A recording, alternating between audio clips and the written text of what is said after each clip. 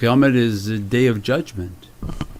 So a day in which everybody going to have a reckoning, like a big audit.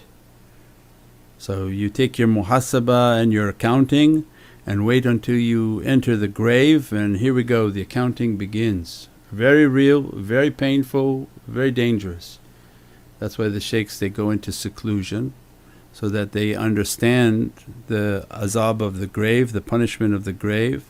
They understand what kind of conditions are going to take place, how to prepare for it, and what to do to avoid immense difficulty.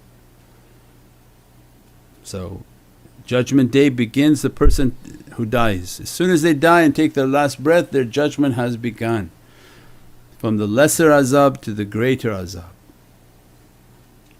That's why we follow shaykhs whom are guided, because their seclusions, the first two of their seclusions is all about the punishment of the grave. Then third, fourth, they begin to experience their haqqaiqs and their realities.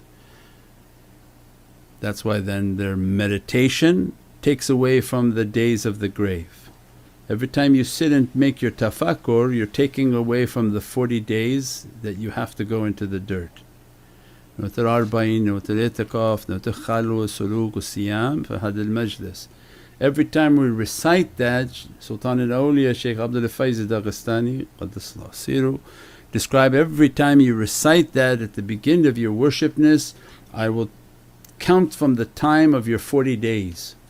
So imagine 10 years of reciting that at the beginning of every ibadah, every worshipness, every tafakkur. You did many days of seclusion. And then those whom sit and begin to make their tafakkur, that's the time of their khalwa. Everybody has to do the 40-day khalwa. They die, 40 days will open, they start to go through their punishment and their condition of their grave. But the one who makes tafakkur, same reality is opening for them. That's why a lot of people get scared, oh as soon as I close my eyes these scary things started to happen, this started to happen, this started to happen.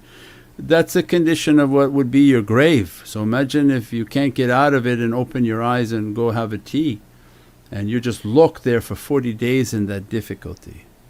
So that's why Allah's rahmah and mercy is, at least let's do this now, where if it gets a little bit too heavy you stop, you go wash, go out for a walk.